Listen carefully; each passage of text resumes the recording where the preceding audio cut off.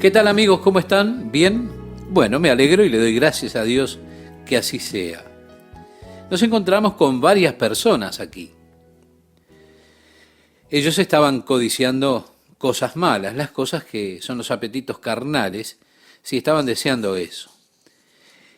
En segundo lugar, muchos de ellos se habían vuelto a la idolatría.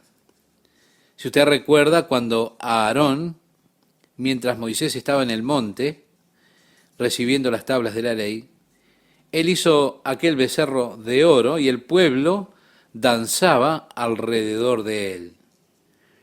Pablo dice aquí, en el versículo 7, ni seáis idólatras como algunos de ellos, según está escrito, se sentó el pueblo a comer y a beber y se levantó a jugar. Ni forniquemos como algunos de ellos fornicaron y cayeron en un día 23.000. Ni tentemos al Señor como también algunos de ellos le tentaron y perecieron por las serpientes. Bien, podríamos preguntarnos cómo fue que tentaron al Señor. Y le tentaron porque estaban murmurando contra Dios, contra Moisés, diciendo, nos ha traído a este lugar para matarnos, es terrible. Bien saben que no deberíamos estar aquí, nos deberíamos marchar en este momento para nuestras casas. Fue allí que el Señor se enojó, la furia del Señor se encendió y aquellas serpientes ardientes vinieron al campamento y comenzaron a morderles porque ellos murmuraban en contra de Dios. Por eso dice Pablo, ni murmuréis, como algunos de ellos murmuraron y perecieron por el destructor. Y estas cosas les acontecieron como ejemplo y están escritas para amonestarnos a nosotros, a quienes han alcanzado los fines de los siglos. Vemos dos veces Pablo dice, miren, esto es para ejemplo de ustedes. Esta es la típica historia. Ustedes tienen que aprender de estos ejemplos, ver los errores que han cometido. Ustedes no tienen que vivir según la carne, no codiciar las cosas de la carne, no deben cometer fornicación ni idolatría, no tienen que murmurar contra Dios. Luego decía, así que el que piensa estar firme, mire que no caiga. Es que no debemos presumir que estamos en la gracia de Dios. El versículo 13 expresa, no os ha sobrevenido ninguna tentación que no sea humana, pero fiel es Dios, que no os dejará ser tentados más de lo que podéis resistir, sino que dará también, juntamente con la tentación, la salida para que podáis soportar. La Biblia nos dice que cuando un hombre es tentado, no debe decir que está siendo tentado por Dios. Todo hombre es tentado cuando es cebado de sus propios deseos y seducido, y la codicia, cuando ha concluido, trae o sale a luz el pecado. La tentación comienza en la mente del hombre. Allí es donde está el deseo. ¿Qué hago con esto? Bien, las tentaciones que tenemos nosotros son comunes a los hombres. Mientras vivamos en este cuerpo, estaremos sujetos a ciertas tentaciones, a los deseos de la carne, los impulsos carnales. Eso es común a todos los hombres. Pero con esta tentación tenemos que pensar que Dios es fiel a nosotros y Él no me permitirá ser tentado más allá de los límites que tengo. Él ha de proveer para mí la forma en que pueda escapar para que pueda sobrellevar esa tentación. Y es importante que yo tome esa vía de escape. Mi amiga, mi amigo, Dios no le va a usted a sacar por la fuerza de la tentación. No, no. Dios no ha de forzarle a usted para que sea bueno. Cuando viene la tentación, Dios provee una vía de escape. Siempre Dios provee una vía de escape. Si usted cae en la tentación, es porque usted no prestó oído a la voz de Dios. Usted no tomó voluntariamente la vía de escape que Dios le proveyó. Nuestro pecado es responsabilidad nuestra, no responsabilidad de Dios. Dice a continuación, por tanto, amados míos, huid de la idolatría. Vale decir, huya, salga de ahí. La idolatría está estableciendo todo en su vida o en la mía delante de Dios. Sí, habla de esa idolatría. Algo que se pone en nuestro corazón, en nuestra mente, en nuestra vida, y está anterior eso a nuestro caminar con Dios. Es decir, se vuelve más importante para usted eso que su propio caminar con Dios. Es algo que reemplaza a Dios en nuestra vida. Eso es un ídolo. Y de eso es que dice huir de la idolatría. Como a sensato os hablo, decía el apóstol Pablo, juzgad vosotros lo que digo, la copa de bendición que bendecimos. Esto hace referencia cuando nos congregamos en la cena del Señor y tomamos la copa y la bendecimos. Porque hace una pregunta, ¿no es la comunión de la sangre de Cristo? El pan que partimos, ¿no es la comunión del cuerpo de Cristo? Siendo uno solo el pan, nosotros, con ser muchos, somos un cuerpo, pues todos participamos de aquel mismo pan. ¿Vemos? Esta es la comunión con Jesucristo, la sangre de Cristo, el cuerpo de Cristo, por el cual nos volvemos uno, una cosa, uno solo con Él, y por el cual también nos volvemos uno los unos con los otros. Cuando comemos todos del mismo pan, cuando bebemos todos la misma copa, nos estamos volviendo uno con el otro. Esta es la unidad del cuerpo de Cristo. Seguramente los cultos de comunión simbolizan más gráficamente esto que cualquier otra cosa dentro de la iglesia. Todos participando del mismo pan, todos tomando de la misma copa, volviéndonos uno con Dios y también con cada uno de los otros. El verso 18 dice, mirad a Israel según la carne, los que comen de los sacrificios, ¿no son partícipes del altar? ¿Cuál es la idea? La idea era traer su ofrenda de paz, ofrecerla a Dios, y toda la idea que había detrás de esto era la comunión con Dios. Así que usted le traía la ofrenda al sacerdote, él lo llevaba allí para que se lo cortara en pedazos y traía cortado en pedazos lo que le podía dar a usted. Usted tomaba eso, lo cocinaba allí o lo asaba a la parrilla y se sentaba a comerlo. Usted lo ha traído como ofrenda para Dios, la grasa le fue quitada, fue quemada en el altar, subió ese humo como olor suave delante de Dios, el sacerdote tomó su porción, pero ahora usted también tiene su porción, y con su familia se sienta allí, comen la carne asada, el cordero asado. Mientras lo están comiendo, la idea que había era, bueno, Dios ha recibido de esto una parte. Yo estoy recibiendo una parte también. Así que me estoy volviendo uno con Dios, estoy comiendo con Él, estoy en comunión con Él. Por eso cuando ofrezco una parte de esta carne a Dios y es quemada sobre el altar para el Señor, Dios se agrada de esto.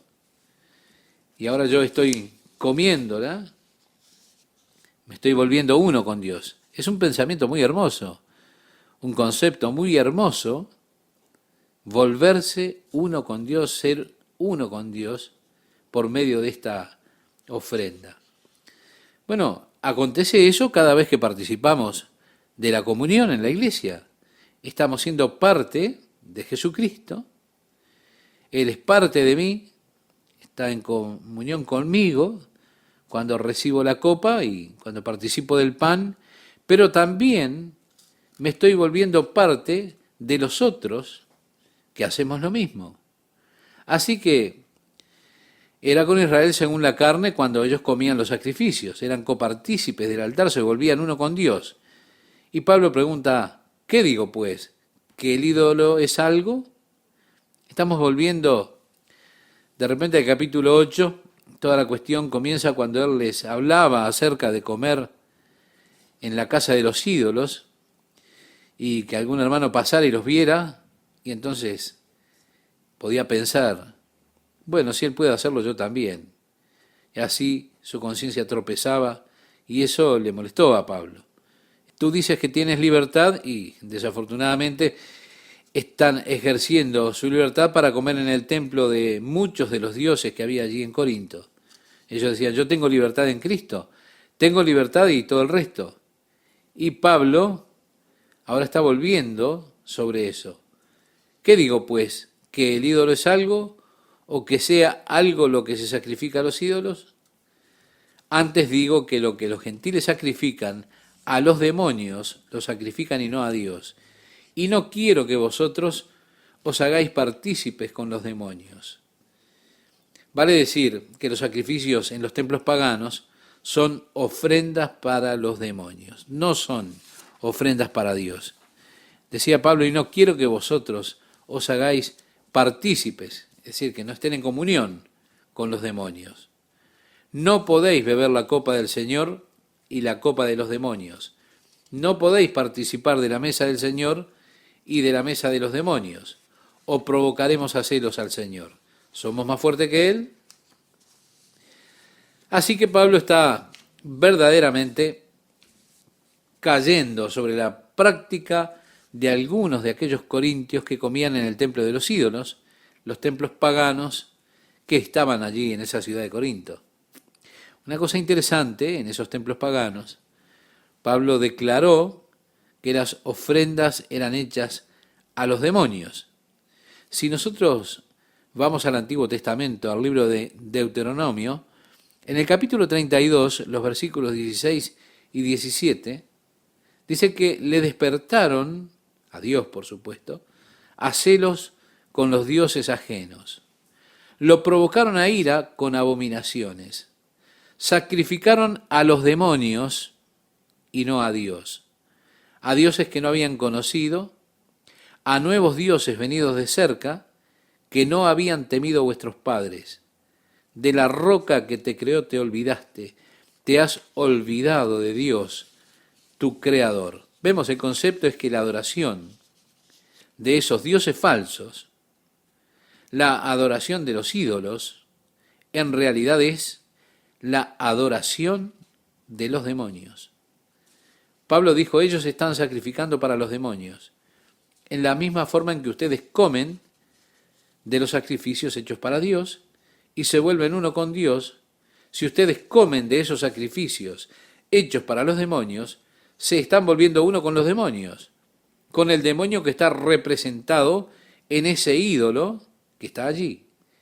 Y no quisiera que ustedes tengan esa koinonía, como es la palabra griega, que equivale a comunión o unidad con los demonios. Por lo tanto, ustedes no pueden beber de la misma copa y también de la copa de los demonios. No pueden ser partícipes de la mesa del Señor y de la mesa de los demonios. Sin dudas, el apóstol estaba pensando en este capítulo 32 de Deuteronomio, ese pasaje que acabamos de leer. Porque nuevamente dice que ellos provocaron al Señor a celos al sacrificar a los demonios, y dijo, provocaremos a celos al Señor, somos más fuertes que Él, nos atrevemos a oponernos a Él, en otras palabras. Luego dijo, todo me es lícito, vuelve a esto que es como un refrán, ¿verdad? Pero no todo conviene. Sí, ustedes pueden comprobar que está todo bien. Vivimos bajo la gracia, creemos en Jesucristo, así que todo está bien. Usted puede alegar, y puede que eso sea legal, pero no conviene. Hay que frenar, hay que impedir que eso progrese, si es que usted está corriendo la carrera para poder ganar, sin cargarse de ese equipaje extra o de ese peso de pecado que los hace más lentos. Eso no es conveniente. Por eso agrega, todo me es lícito, pero no todo edifica. Hay cosas que, en lugar de construirme, me tiran abajo. Cosas que me apartan de Cristo y no me acercan a Él. Y mi deseo, estimado oyente, es estar más cerca cada día de Él. Por lo tanto, aunque legalmente sea algo lícito, aunque usted pueda comprobar que eso está bien, si me aleja de la comunión con Dios, eso no me está edificando, o no lo está edificando a Él en mí. Por lo tanto, aunque eso sea legal, la sabiduría me dice que no lo haga, porque eso en lugar de ayudarme a ganar me va a detener, en lugar de edificar me va a derribar. Y yo estoy deseando correr la carrera de tal manera que pueda ganar. Estoy deseando ser hallado en Cristo, construido en Él. Luego agrega, ninguno busque su propio bien, sino el del otro. Es decir, no viva egoístamente o simplemente para usted mismo, no piense solo en usted. Piense en los otros y viva para los otros. Luego leemos, de todo lo que se vende en la carnicería, comed sin preguntar nada por motivos de conciencia. Mucha de la carne que en Corinto se vendía en la carnicería, primero era usada para los sacrificios en los templos paganos. Así que usted iba a comprar carne allí al mercado, entonces quizá usted iba a decir, me gustaría medio kilo de estas hamburguesas. ¿Y fue la hamburguesa ofrecida en sacrificio en el templo del ídolo? Bueno, Pablo dijo, no, cállense, no pregunten esas cosas. Simplemente vaya y compre, llévesela a su casa y cómala. ¿Por qué? Por causa de vuestra conciencia. Lo que no saben no les dañará. Así que coman y no hagan preguntas. Tan sencillo como eso. Porque del Señor es la tierra y su plenitud. Si algún incrédulo os invita y queréis ir, agregaba, de todo lo que se os ponga delante comed sin preguntar nada por motivos de conciencia. Coman, eso es lo que decía, coman lo que les ponen allí delante, cómanlo. No pregunten por causa de la conciencia. Ahora, si cuando alguien le pone algo delante suyo para comer, le dice, esto lo hemos ofrecido a Zeus, entonces el apóstol Pablo decía, no lo coman. No les va a hacer daño, pero puede dañar a la persona que lo ofreció a ustedes, que vino a dárselo, viendo la libertad que ustedes tienen. Así que si ellos dan esa información, ustedes digan no, gracias. Y de esa forma no son de tropiezo para esas personas, no los ofenden a ellos. Agrega, mas si alguno os dijere, esto fue sacrificado a los ídolos, no lo comáis. ¿Se da cuenta? De esto hablábamos. Por causa de aquel que lo declaró por motivos de conciencia, porque del Señor es la tierra y su plenitud. La conciencia, digo, no la tuya, sino la del otro, pues, ¿por qué se ha de juzgar mi libertad por la conciencia del otro? Y si yo con agradecimiento participo, ¿por qué he de ser censurado por aquello que doy gracias? Pablo decía, oigan, todo es santificado con la acción de gracias. Ustedes simplemente dicen, Señor, bendíceme ahora o bendice esto y te lo agradezco. Y eso es santificado. Pero con todo, eso puede herir a alguien. Pueden hacer tropezar a otro. Vemos nuevamente, es la ley del amor la que rige, no queriendo ser de tropiezo, no queriendo herir a los hermanos más débiles. Después dice, si pues coméis o bebéis o hacéis otra cosa, hacedlo todo para la gloria de Dios. Este es el principio. Las personas que tienen principios no necesitan leyes. Este es el principio. Eso es de lo que debiéramos tomar nota. Es la cuestión del asunto. Lo que se haga, hay que hacerlo para la gloria de Dios y eso entonces estará bien. Si lo que hago lo puedo hacer para la gloria de Dios, bien. Si lo que hago no es para la gloria de Dios, entonces mejor no hacerlo. Pero lo que haga de palabra o de hecho, todo debo hacerlo para la gloria de Dios. Dice, no seáis tropiezo ni a judíos, ni a gentiles, ni a la iglesia de Dios. Como también yo en todas las cosas agrado a todos, no procurando mi propio beneficio, sino el de muchos para que sean salvos. Así que Pablo dijo, no busquen su propio beneficio, sino vivan para el beneficio de los demás. Esa es la forma en que yo vivo.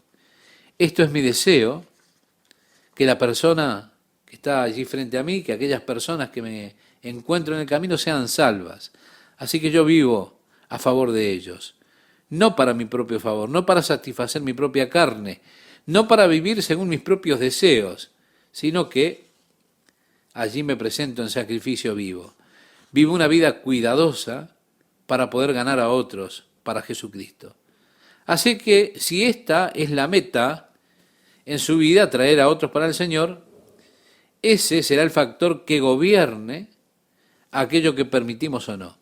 Lo que haga o lo que no haga, lo que coma o lo que no coma, lo que beba o lo que no beba, que no sea para ofender a otros, que yo pueda caminar en amor pensando en los otros, no buscando mi propia satisfacción. Oh Dios, ayúdame a ganar esta carrera.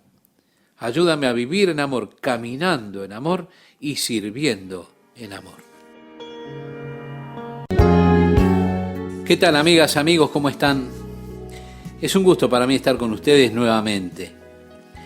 Bien, el apóstol Pablo, en este primer versículo, dice: sed imitadores de mí, así como yo de Cristo. En el versículo anterior, él hablaba de cómo él no buscaba su propio beneficio, su propia gloria, sino que él buscaba el beneficio de todo el cuerpo de Cristo.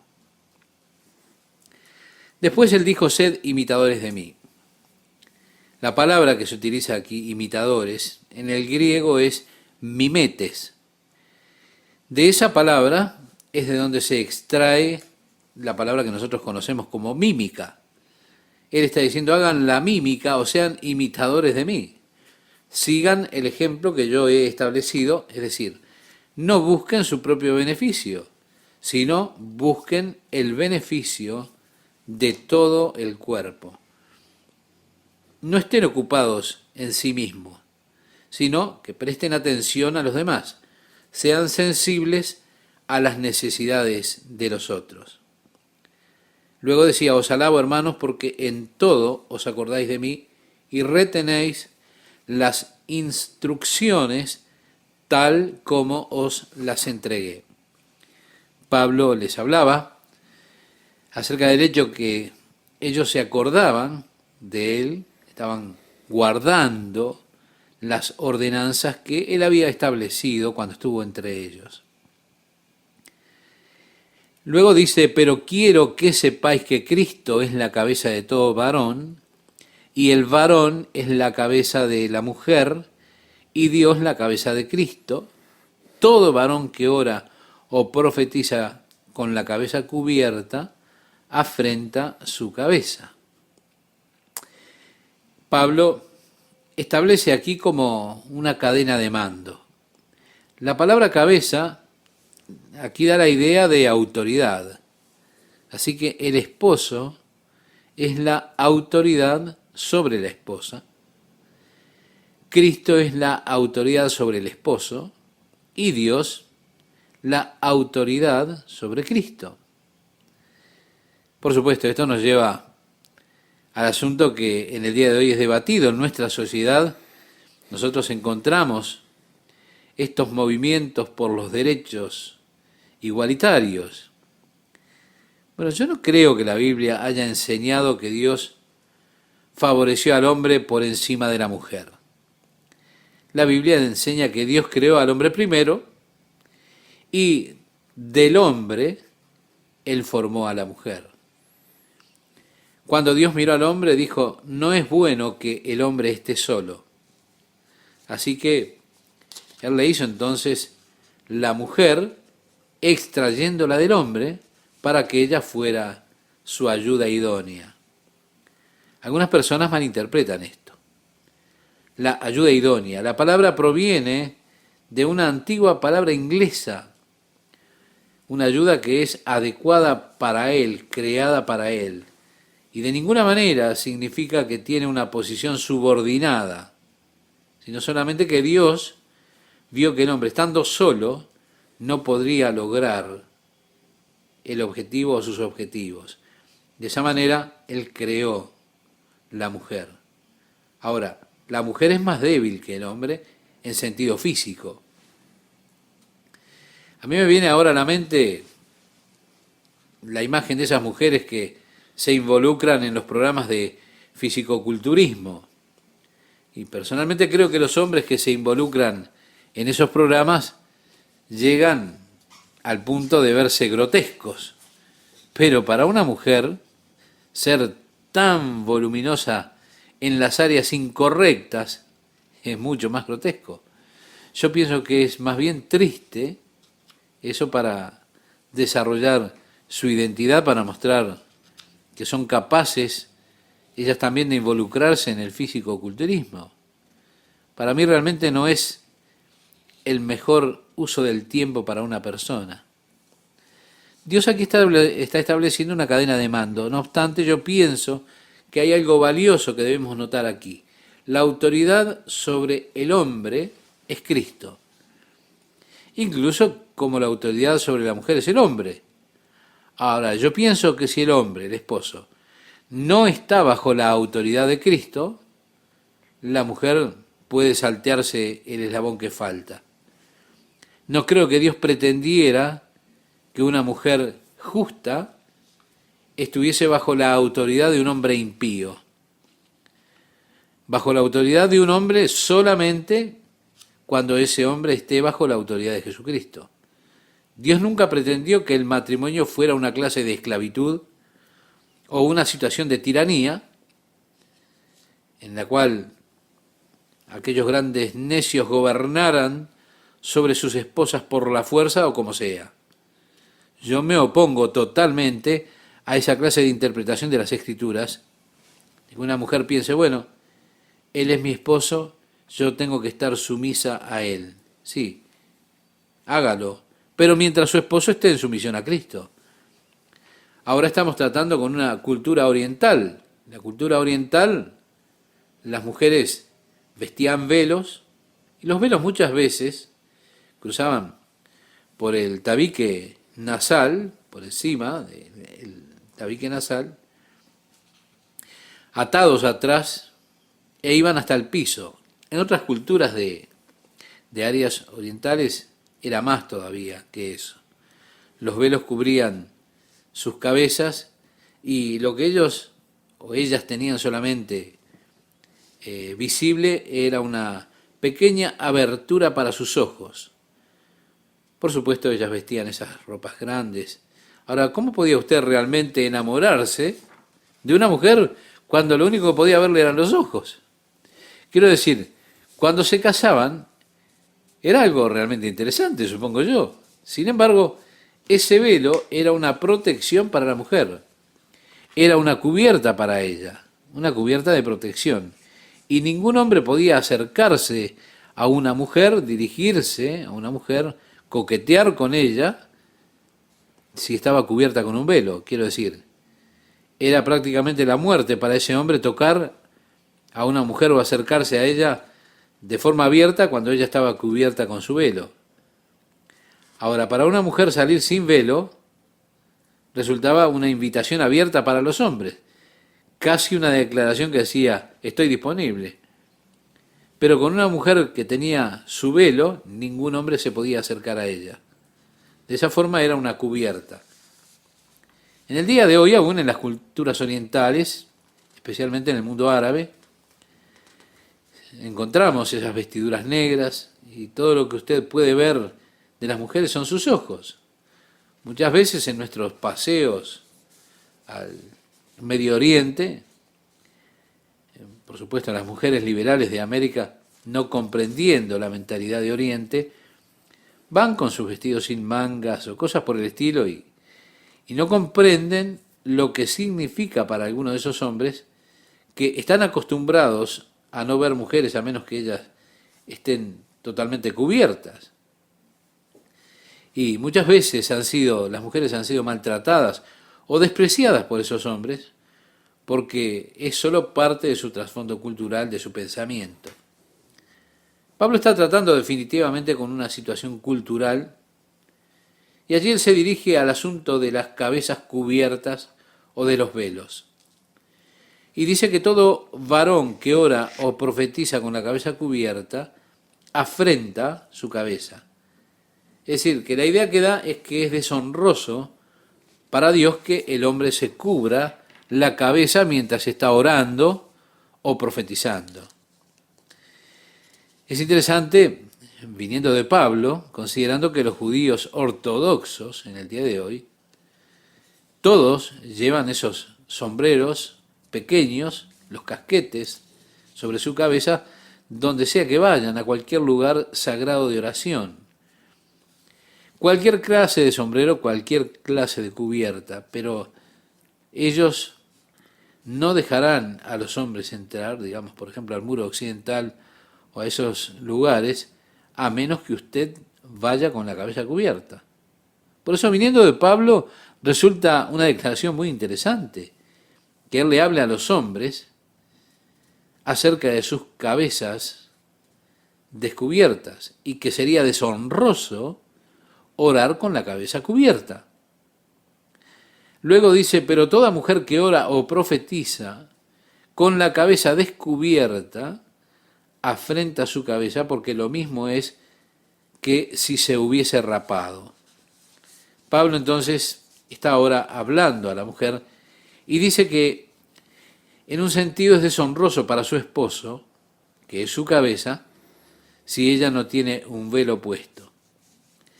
Evidentemente las mujeres en Corinto estaban sintiendo esa libertad que era de ellas en Cristo. Ya no estamos bajo el yugo de esclavitud, porque en Cristo todos somos uno, hombre, mujer, bárbaro, libre. Así que ellas estaban comenzando a venir a las reuniones sin velo, y sin duda esto creó algunos problemas. Por eso Pablo dice, ustedes saben, es deshonroso para su marido, porque al vivir allí en Corinto, ellos estaban viviendo en el centro del libertinaje pagano. El templo de Afrodita, que estaba en la Acrópolis sobre Corinto, allí las sacerdotisas, en ese templo de Afrodita, miles de ellas, de noche bajaban a la ciudad de Corinto y eran prostitutas. Y el templo era sostenido por la prostitución de esas mujeres. Ellos las reconocían porque esas mujeres no usaban velo. Así que las mujeres en Corinto, que entonces estaban comenzando a sentirse libres en Cristo, decían, bueno, nosotros ya no tenemos que utilizar velos. No siendo evidentemente comprendidas por el mundo, se estaban abriendo a sí mismas, se estaban exponiendo a ser mal identificadas como si fueran prostitutas. Por eso, de esa forma, ellas deshonraban a sus esposos por esas costumbres que habían allí. Y Pablo las está alentando a que continúen con la costumbre de llevar velo allí en Corinto. Porque, decía Pablo, el varón no debe cubrirse la cabeza, pues él es imagen y gloria de Dios, pero la mujer es gloria del varón. Vale decir, Dios creó al hombre a su propia imagen, y a partir del hombre, Dios tomó a la mujer. Por eso agrega, porque el varón no procede de la mujer, sino la mujer del varón. Y tampoco el varón fue creado por causa de la mujer, sino que la mujer por causa del varón. Por lo cual la mujer debe tener señal de autoridad sobre su cabeza por causa de los ángeles. Ahora, yo desearía que él no hubiera dicho esto, porque hasta aquí yo soy capaz de entender todo muy bien. Pero cuando él dice por causa de los ángeles, esto es algo que los teólogos vienen discutiendo por años. Una sugerencia. Ahora, nosotros sabemos que cuando nos reunimos, los ángeles del Señor se reúnen con nosotros. Y se ha sugerido que los ángeles, siendo criaturas de rango, de orden, respetan el orden de Dios y les gusta ver que sigan las órdenes y los rangos de Dios. La otra sugerencia es que también hay ángeles caídos, malvados, que están presentes. Y una mujer sin velo es un atractivo para ellas, para estos ángeles. Ahora, esta idea yo la rechazo, porque en ninguna parte del Nuevo Testamento, cuando se menciona a los ángeles, se los menciona en este sentido. No, ellos son ángeles caídos. Así que yo prefiero la anterior, porque tampoco estoy satisfecho con esto. Ahora, realmente no sé bien a qué se refiere él a fuerza de ser sincero. Continúa diciendo, pero en el Señor ni el varón es sin la mujer, ni la mujer sin el varón. En otras palabras, en cuanto al Señor refiere, somos todos iguales. La mujer no puede sin el hombre vivir y el hombre no puede sin la mujer. Somos necesarios el uno para el otro. Así como la mujer procede del varón, también el varón nace de la mujer, pero todo procede de Dios, continúa diciendo el apóstol. Así que yo nací de mi madre, es lo que Pablo está diciendo en otras palabras. Mi madre era necesaria para que yo existiera. Así que la mujer fue sacada del hombre, pero aún así esto se revierte. Dios los ha establecido hombre y mujer, y ambos son parte del orden divino, del orden de Dios. En el versículo 13 dice, juzgad vosotros mismos. ¿Es propio que la mujer ore a Dios sin cubrirse la cabeza? Son preguntas, ¿es lo apropiado? ¿Es lo correcto? Una cosa que debemos notar, estimado oyente, definitivamente aquí, a la luz del capítulo 14 de Corintios, donde Pablo dice, la mujer calle en la congregación y si aprende que le pregunten a su esposo en su casa. Es que evidentemente no le está asignando un silencio total en la iglesia en absoluto. Aquí se le reconoce a ella, por ejemplo, el derecho de orar. ¿Se da cuenta? Se le reconoce también el derecho de ejercer el don de profecía en la iglesia. No, Pablo no está diciendo nada en contra de la mujer que no pueda orar o profetizar, solo que ella no debe hacerlo sin el velo en la iglesia de Corinto. Él dice, la naturaleza misma no os enseña que al varón le es deshonroso dejarse crecer el cabello. Bien, durante el movimiento hippie, cuando algunos seguidores decidieron dejarse crecer el cabello, fue este un pasaje muy utilizado para los que enseñaban la Biblia agresivamente allí en el sur de Estados Unidos. Ellos estaban totalmente opuestos a esos jóvenes con pelo largo. Yo, viajando alrededor del país, estuve de invitado en algunos programas de radio y algunas de estas personas, llenas de ira, llamaban. Y lo que realmente les molestaba a ellos era ver a esos jóvenes de pelo largo. ¿Por qué? Ellos tenían fotos de nuestros bautismos y muchos jóvenes con el pelo largo fueron bautizados. Y eso realmente le molestaba a esas personas. Y así ellos llamaban y hacían comentarios muy rudos y citaban este versículo de las Escrituras. Y así el Señor hizo cosas muy interesantes. Él me llamó para defender a estos jóvenes su derecho de tener el cabello largo. Yo siempre imaginé que el Señor tenía muy buen sentido del humor. Y yo señalaba a estas personas enojadas que, primeramente, Pablo dice, la naturaleza misma. No dice que Dios está enseñando esto. Dice que la naturaleza está enseñando esto. La naturaleza misma no os enseña que es deshonroso. Esto no enseña que es un pecado. Vea usted, ellos estaban intentando hacer un pecado de esas cosas. Pero Dios no dice que es un pecado, dice que la naturaleza dice que es deshonroso. Ahora, cabello largo es un término relativo. Yo he visto hermanos cuyos cabellos, yo diría que realmente son deshonrosos. Sí, llegan hasta la cintura. La naturaleza le dice que eso es deshonroso. Y yo los veo con esos cabellos largos y digo, qué vergüenza. Pero en realidad, cuando yo intento peinar lo que yo tengo, también digo, qué vergüenza.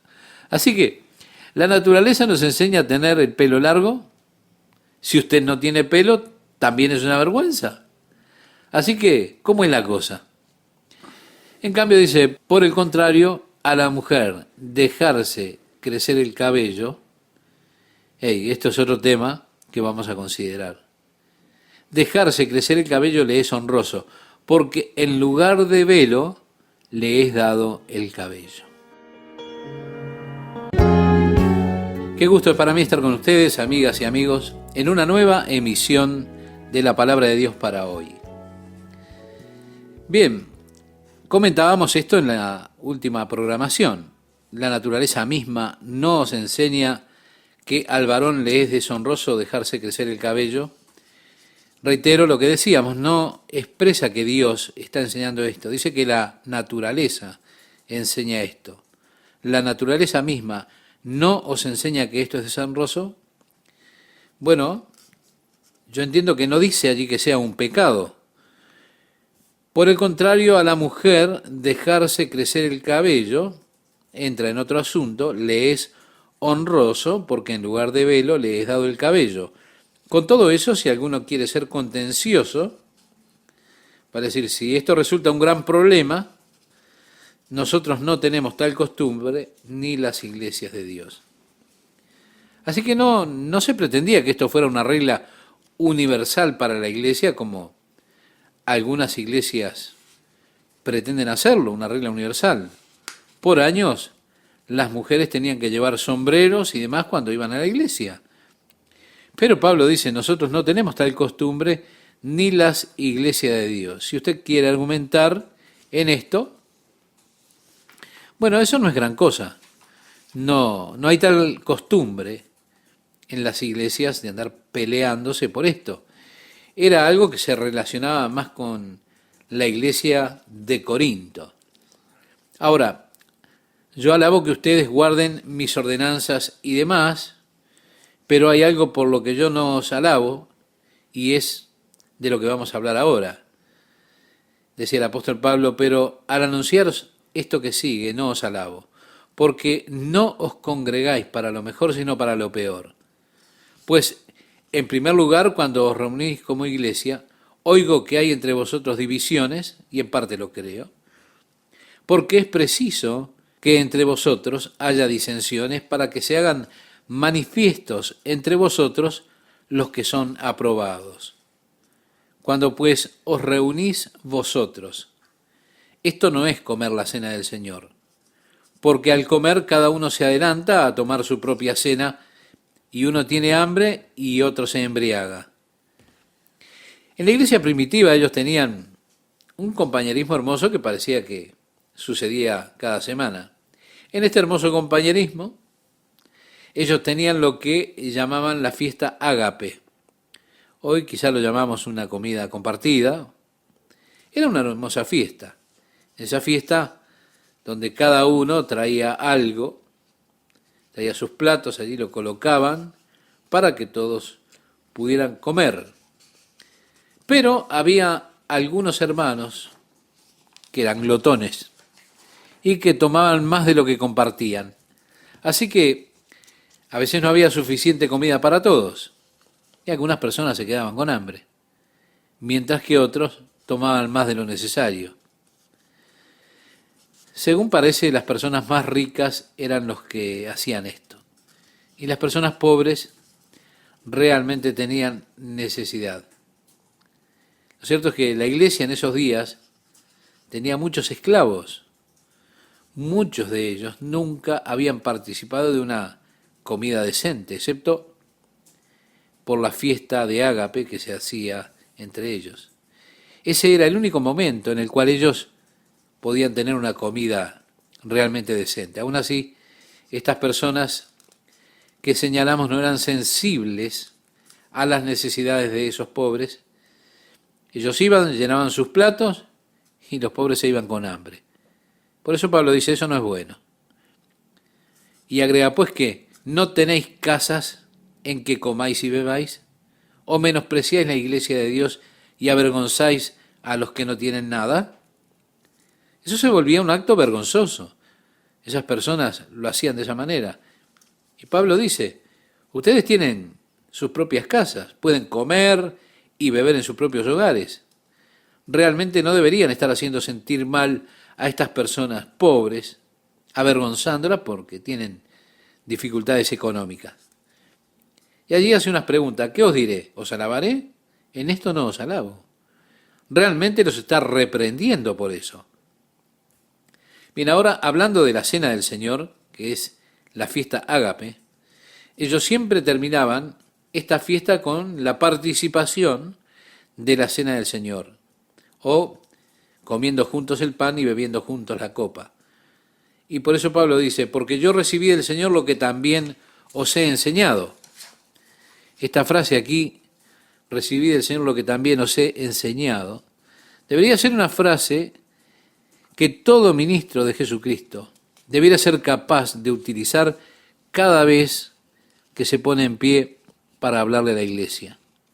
Yo recibí del Señor lo que también os he enseñado. Siempre debería ser ese el origen del mensaje que nosotros traemos para la iglesia. Dios, habiendo hablado a nuestros corazones, hace que ahora nosotros podamos impartir lo que Dios nos ha hablado a nosotros. Dios obra en mí para que Él pueda obrar a través de mí. Yo debo participar de manera que pueda impartir. Lo que yo recibí del Señor también lo entrego. Siempre ese es el orden verdadero en el que Dios obra. Y esa siempre debería ser la preocupación de todo hombre de Dios que se pone de pie delante del pueblo de Dios para hablarle a ellos de las cosas de Dios. Aquello que yo he recibido del Señor, ahora también se los enseño a ustedes. Decía Pablo que el Señor Jesús la noche que fue entregado tomó pan y habiendo dado gracias lo partió y dijo, tomad, comed, esto es mi cuerpo que por vosotros es partido. Haced esto en memoria de mí. Están quienes interpretan el pan como convertido literalmente en el cuerpo de Cristo a través de un milagro. Sin embargo, es importante notar que cuando Jesús dice esto, Él aún estaba en su cuerpo. De esa manera, es necesario una espiritualización de que el pan se convierte en representativo del cuerpo de Cristo. No debemos pensar que es el mismo cuerpo. Para mí representa al cuerpo de Cristo, pero no es cambiado en absoluto por ningún milagro para que ese pan se convierta ahora en el cuerpo real de Jesús. Lo mismo con la copa. Para mí es un conmovedor recordatorio de que el cuerpo de Jesús fue partido por mí y la sangre de Jesús fue derramada por mis pecados. Y yo tengo que hacer memoria de esto, hacer memoria de Él. Continuaba diciendo Pablo, asimismo tomó también la copa después de haber cenado, diciendo, esta copa es el nuevo pacto en mi sangre. Haced esto todas las veces que la bebiereis en memoria de mí. Así pues, todas las veces que comiereis este pan y bebiereis esta copa, la muerte del Señor anunciáis hasta que Él venga. Y yo quiero que usted note, Él no dice cuán a menudo tenemos que hacerlo. En la iglesia primitiva parece que algunas de ellas lo hacían todas las semanas. Este ágape era generalmente un evento semanal. En el día de hoy algunas iglesias lo hacen así, una vez a la semana. Pero realmente no interesa cuántas veces lo haga usted. Lo que sí es importante es que cada vez que usted lo haga en memoria de Él, anunciando la muerte del Señor hasta que Él venga. Luego dice, de manera que cualquiera que comiera este pan o bebiera esta copa del Señor indignamente, será culpado del cuerpo y de la sangre del Señor. Él está hablando de cuando se juntaban y se emborrachaban en esas fiestas. Comían glotonamente en esos ágapes, bebían y después iban a compartir el cuerpo y la sangre de Jesucristo en el acto de la participación de la cena del Señor. Y una persona cuando está borracha muchas veces pierde su noción, sus cualidades naturales y queda inhibido de muchas cosas. Él no está totalmente consciente de lo que está sucediendo. Compartir la Santa Comunión en esa condición realmente es algo indigno. Y contra esto es que está advirtiendo el apóstol Pablo. Eso era deshonroso, deshonesto. Pablo los está reprendiendo por eso. Y agrega, de manera que cualquiera que comiera este pan o bebiere esta copa del Señor indignamente, será culpado del cuerpo y de la sangre del Señor. Por tanto, pruébese cada uno a sí mismo y coma así del pan y beba de la copa, porque el que come y bebe indignamente, sin discernir el cuerpo del Señor, juicio come y bebe para sí, por lo cual hay muchos enfermos y debilitados entre vosotros, y muchos duermen. Estimado oyente, hay otra interpretación para esto que he escuchado, que han sugerido y que tiene cierto mérito. Es que participar del cuerpo del Señor sin discernir el cuerpo del Señor, como las personas participan de esto sin discernir el cuerpo del Señor, muchos se debilitan, están enfermos, inclusive algunos han muerto, es decir, han partido. La sugerencia que se ha hecho, ¿qué simboliza realmente el partir el pan? Jesús dijo, este es mi cuerpo que por vosotros es partido. ¿Qué significa esto? ¿Cuándo fue partido el cuerpo de Cristo?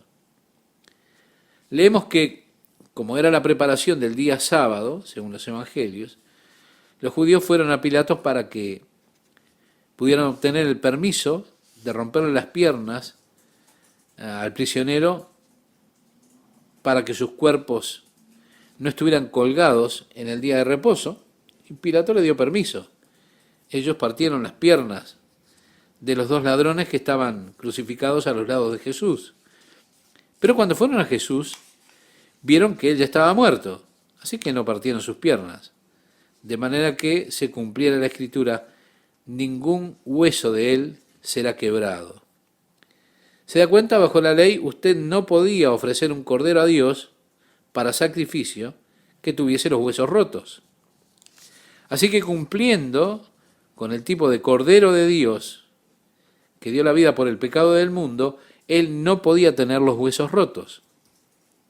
Por eso uno de los soldados, por supuesto, tomó su lanza, la clavó en su costado, en su corazón, para asegurarse de que él estaba muerto. Y cuando sacó la lanza, salió sangre y agua. Y así ellos no rompieron las piernas de Jesús para que se cumpliera la escritura. Ningún hueso de él será quebrado. Entonces, ¿qué quiso decir él con este es mi cuerpo partido por ustedes? ¿Cuándo fue el cuerpo de Cristo partido? ¿Cómo fue partido? Hay un evento relacionado a la cruz que las Escrituras en el Nuevo Testamento solo se refieren a él en los Evangelios. Dice, y Pilato lo tomó y lo azotó. El azote era un medio de interrogación para el gobierno romano. Aquellos que habrían de ser crucificados generalmente eran azotados antes de la crucifixión. Eran atados a un poste, quedaba el reo con la espalda expuesta, estirada, y un soldado romano tomaba un látigo en el que tenía incrustados pequeños pedazos de vidrio y plomo, y él empezaba a castigar sobre la espalda del prisionero. La idea en el interrogatorio era que el prisionero confesara un crimen que había cometido. Cada vez que recibía un latigazo en su espalda, si él confesaba un crimen, ellos le daban un poco más suave. Pero si él no confesaba un crimen, cada vez que le golpeaban lo hacían con más fuerza hasta que la espalda quedaba totalmente rasgada.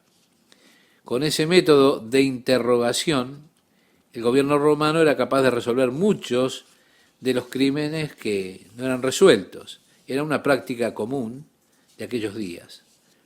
Recuerde cuando el apóstol Pablo fue atrapado en el templo por los judíos, ellos intentaban matarlo, cuando el capitán de la guardia, Lisias, llegó allí con un grupo de soldados romanos y rescataron a Pablo.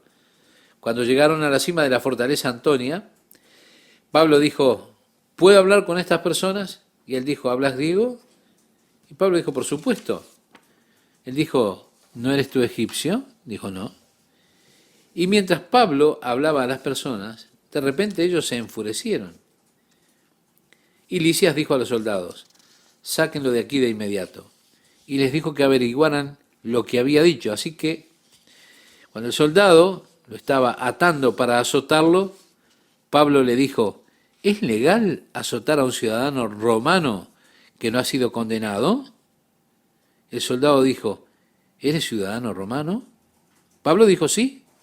Así que el soldado tuvo miedo y lo desató y no lo azotó porque había una ley de que ningún ciudadano romano podía ser azotado sin cargos que se hubiesen hecho en su contra.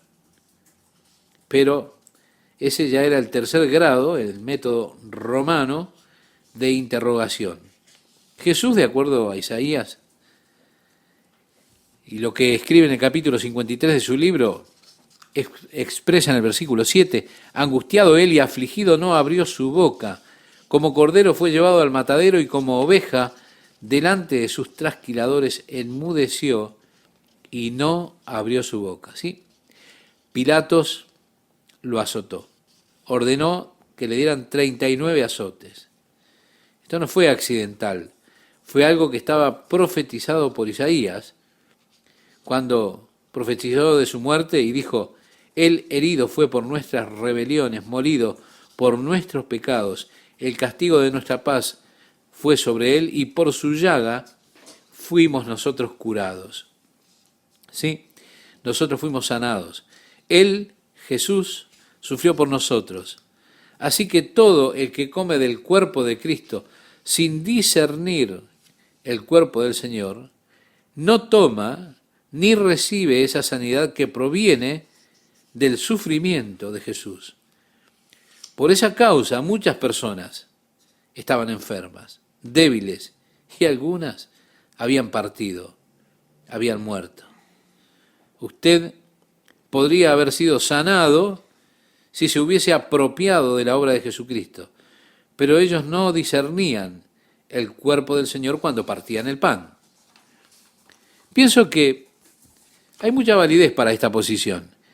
Están aquellos que la rechazan, pero yo realmente siento que una honesta evaluación de las Escrituras le da mucha validez a esta posición. Personalmente, yo la tomo. Yo pienso que hay muchas personas que podrían ser sanadas si ellos solamente se apropiaran de la obra de Jesucristo. Ahora, el apóstol Pablo nos dice que nos examinemos a nosotros mismos cuando comamos el pan. Sí, mírese a usted mismo. El apóstol Pablo continúa diciendo en el capítulo 11, versículo 31, si pues nos examinásemos a nosotros mismos, no seríamos juzgados. Es que, estimado oyente, estimada amiga, estimado amigo, es algo muy serio participar del cuerpo de Jesucristo, participar de la sangre de Jesucristo. Nosotros realmente tenemos necesidad de examinar nuestros corazones antes de hacer esto. Y así hacerlo siempre de una manera muy reverente, consciente y en adoración. Agregaba el apóstol, mas siendo juzgados, somos castigados del Señor.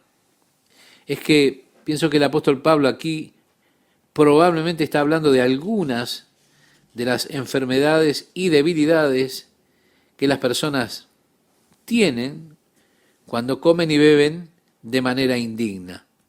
Por eso, cuando somos juzgados, Dios nos castiga. ¿Con qué propósito? Lo dice a continuación, para que no seamos condenados con el mundo. Así que, hermanos míos, cuando os reunís a comer, esperaos unos a otros.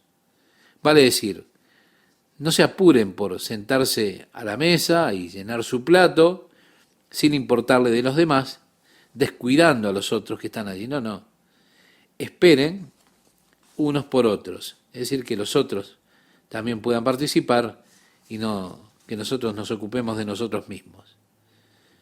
Luego dice, si alguno tiene hambre, coma en su casa, para que no os reunáis para juicio. Las demás cosas las pondré en orden cuando yo fuere.